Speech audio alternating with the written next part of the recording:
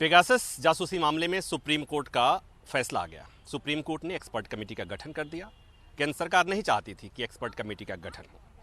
केंद्र सरकार यह भी नहीं बताना चाहती थी कि पेगासस का इस्तेमाल सरकार कर रही है या नहीं, और इसी आधार पर बार बार कोर्ट में हलफनामा दायर करने से बचती रही। सुप्रीम कोर्ट ने आज अपने फैसले में कहा कि केंद्र सरकार को बार बार ये मौका भी दिया गया था। सादान फरासत हमारे साथ हैं, जो इस मामले में याचिकाकर्ता एन राम हैं, उनके वकील। ये जो आज का आदेश है सुप्रीम कोर्ट का, पहले तो उसके बारे में ब्रीफ बताएं। जी, आज जो आदेश थे वो एक 3 जज खंडपीठ headed by honourable chief justice of India की आदेश था। जब चीफ जस्टिस ने जजमेंट का प्रोनाउंसमेंट शुरू किया तो उन्होंने जॉर्ज ऑरवेल की कोटेशन की और सीक्रेसी और स्पाइंग के ऊपर। उसके बाद उन्होंने निजता के अधिकार पे एक डिटेल डिस्कशन बताया और जो संवैधानिक दृष्टि से निजता का अधिकार का क्या महत्व है हमारे संविधान में, उस पर एक डिटेल डिस्कशन को रीड आउट किया। फिर उन्होंने बताया कि इसमें राइट टू जर्नलिस्ट भी इम्पैक्ट होते हैं क्योंकि उनके सोर्स रिवील हो जाते हैं अगर आप इस तरह से पेगासस सॉफ्टवेयर यूज़ करके किसी के ऊपर स्पाई करिएगा। तो फिर उन्होंने जो सरकार की हलफनामा था 3 पेज का लिमिटेड एफिडेविट, उसको डिस्कस किया। उससे कहा वो बिल्कुल इनएडिक्वेट है। हमने सरकार को मल्टीपल अपॉर्चुनिटी दी स्पेसिफिक जो एलिगेशंस है पिटिशंस में उसको रिस्पॉन्ड करने के लिए, लेकिन सरकार ने उन स्पेसिफिक एलिगेशंस को रिस्पॉन्ड नहीं किया है। हम उस एफिडेविट को रिजेक्ट करते हैं और ये भी प्रेयर सरकार का रिजेक्ट करते हैं कि हमें खुद की एक कमेटी का गठन करना दिया जाए।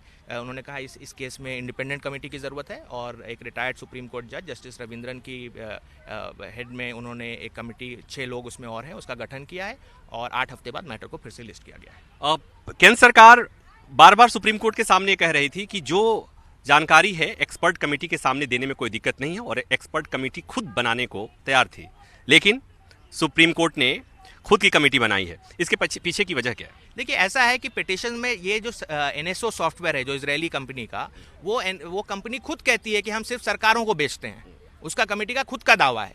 जब वो प्रथम दृष्टया वही दावा है तो हम जो पिटिशनर्स हैं हम उस दावे पर रिलाई करके कह रहे थे कि इसलिए जो फिंगर ऑफ एक्यूजिशन है वो सरकार के ऊपर जाता है।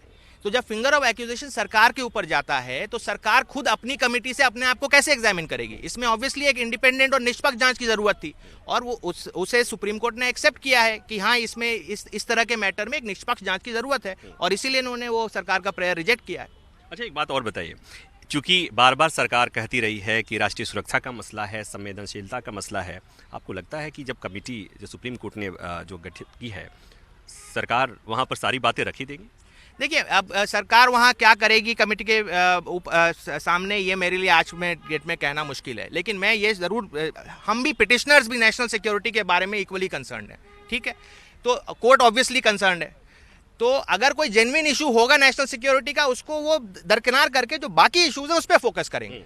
तो कोई भी हम में से नेशनल सिक्योरिटी को कॉम्प्रोमाइज़ करने में इंटरेस्टेड नहीं है, लेकिन एट द सेम टाइम उसी वक्त नेशनल सिक्योरिटी को अगर एक्सक्यूज के तौर पे यूज किया जाएगा तो उसके लिए भी हम तैयार नहीं है। सुप्रीम कोर्ट ने सुनवाई के दौरान भी ये कहा था कि राष्ट्रीय सुरक्षा का कंसर्न हमें भी है, लेकिन चूंकि इसमें कुछ लोगों के व्यक्तिगत निजता के अधिकार का हनन हुआ है और इसलिए उसकी जांच की जरूरत है। जी बिल्कुल, तो सुप्रीम कोर्ट ने इसे एक संवैधानिक दृष्टि से, क्योंकि भारत के नागरिकों के फोन पे ये सॉफ्टवेयर एलिजिडली यूज किया गया है और ये कोई नागरिक, ये कोई ऐसे एलिमेंट्स नहीं है, ये आपके सोसाइटी के सारे जर्नलिस्ट हैं, इंटेलेक्चुअल्स हैं, बाकी लोग हैं, तो इनको आप क्यों टारगेट कर रहे हैं? तो इसमें क्या नेशनल सिक्योरिटी इशू हो सकता है? तो और नेशनल सिक्योरिटी अगर सरकार सिर्फ हर मैटर में हवा में एक जुमले के तौर पे छोड़ दे तो कोर्ट जो ठोस चीजों पे अपना ऑर्डर पास करती है वो ऑब्वियसली इसे एक्सेप्ट नहीं करेगी। Thank you.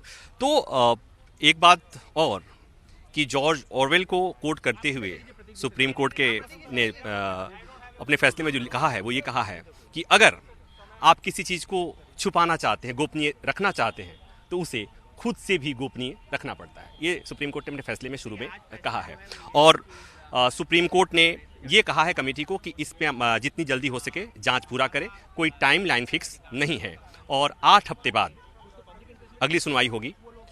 तब पता चलेगा कि इस 8 हफ्ते में यानी 2 महीने में जांच कितनी आगे बढ़ी और कितना समय चाहिए। फिलहाल बस यही कि उम्मीद जगी है, सुप्रीम कोर्ट ने कमेटी का गठन किया है जो कमेटी अब जांच करेगी कि पेगासस स्पाईवेयर सरकार ने लिया था।